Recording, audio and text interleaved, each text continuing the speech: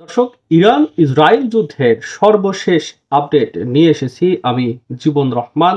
তাই না টেনে সম্পূর্ণ ভিডিওটি দেখতে থাকুন। দর্শক, অবশেষে ইরানে যুক্তরাষ্ট্রের হামলার অনুমোদন দিয়েছেন প্রেসিডেন্ট ডোনাল্ড ট্রাম্প। সম্ভাব্য যুদ্ধের আদেশ বাস্তবায়নে প্রস্তুত হচ্ছে মার্কিন সামরিক বাহিনী। ইসরায়েলের সাথে যুদ্ধে ইরানের পক্ষে চীন এবং রাশিয়া নৈতিক সমর্থন দিলেও ইরান এখনও রাশিয়ার কোনো সহযোগিতা চায়নি বলে জানিয়েছেন রাশিয়ার প্রেসিডেন্ট ভ্লাদিমির পুতিন। এছাড়াও ইরানের পক্ষে সব রকমের সহযোগিতা নিয়ে পাশে দাঁড়িয়েছে উত্তর কোরিয়া। এছাড়াও ইরানের পক্ষে বিবৃতি দিয়েছে পাকিস্তান, তবে ইহুদিদের পক্ষ নিয়েছে হিন্দুত্ববাদী ভারত। তুমুল এই উত্তেজনার মধ্যে নিরাপত্তা পরিষদের জরুরি বৈঠক ডেকেছে জাতিসংঘের মহাসচিব। ইরানের সাথে তুমুল লড়াইয়ের এই পর্যায়ে ইসরায়েলের হাইপারসনিক ক্ষেপণাস্ত্র ছুটছে ইরানের বিপ্লবী গার্ড, যা সরাসরি আঘাত হানছে ইসরায়েলের বেসামরিক এলাকাগুলিতে। ইরান দাবি করছে যে ফাত্তা নামের হাইপারসনিক ক্ষেপণাস্ত্রগুলো ইসরায়েলের আকাশ প্রতিরক্ষা ভেদ করে সফলভাবে আক্রমণ চালাচ্ছে। দখলদার ইসরায়েলি বাহিনীর আগ্রাসনের জবাবে সেজিল 2 নামের দূরপাল্লার কঠিন জ্বালানির ব্যালিস্টিক ক্ষেপণাস্ত্র ছুড়েছে ইরান। দুদেশের এই সংঘাত মারাত্মক বিপর্যয়ে ফেলে দিচ্ছে গোটা বিশ্বকে। ইরানের সর্বোচ্চ ধর্মীয় নেতা আয়াতুল্লাহ খামেনি কোনো শর্তে আমেরিকার কাছে আত্মসমর্পণ না করার যে ঘোষণা দিয়েছে, এটার পর থেকেই তেলে বেগুনে জ্বলে উঠেছে মার্কিন প্রেসিডেন্ট ডোনাল্ড ট্রাম্প।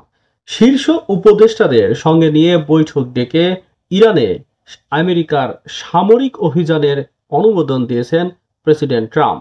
ট্রাম্প বলছেন যে ইরান যদি আত্মসমর্পণ না করে তাহলে খামেনির জন্য শুভকামনা।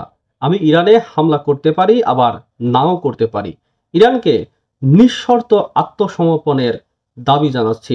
আগামী সপ্তাহটা খুবই গুরুত্বপূর্ণ হতে যাচ্ছে। ট্রাম্পের আদেশ বাস্তবায়নে আক্রমণের প্রস্তুতিও নিয়েছে মার্কিন সামরিক বাহিনী। নৌবাহিনীর তৃতীয় একটি ডেস্ট্রয় ঢুকেছে পূর্ব ভূমধ্য সাগরে।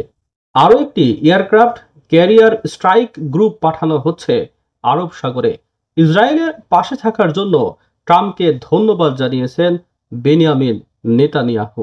আমেরিকা ইরানে হামলার ঘোষণার পর থেকেই বিভক্ত হয়ে পড়েছে গোটা বিশ্ব পরাশক্তিগুলো।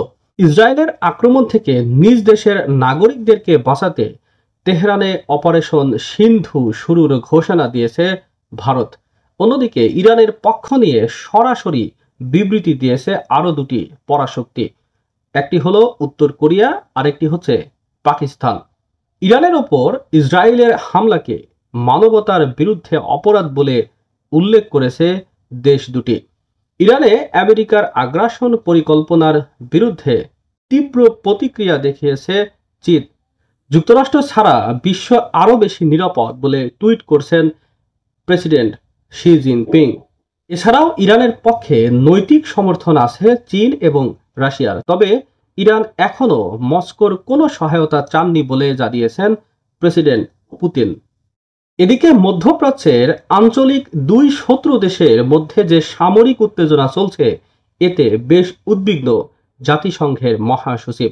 চলমান পরিস্থিতিতে কারো পক্ষ অবলম্বন না করে বরং আগ্রাসন বন্ধের আহ্বান জানিয়েছেন তিনি। এছাড়া বলা হচ্ছে যে ইরান তার অবস্থান থেকে কথা না শুনলে তেহরানে মার্কিন সামরিক হামলা আসন্ন। আর আমেরিকা এই যুদ্ধে যদি জড়িয়ে পড়ে তাহলে বসে থাকবে না চীন, বসে থাকবে না রাশিয়া এবং উত্তর কোরিয়া। ফলে নিশ্চিত মহা বিপর্যয়ের দিকে এগিয়ে যাচ্ছে গোটা বিশ্ব। তৃতীয় বিশ্বযুদ্ধের সামনে দাঁড়িয়ে আছি আমরা।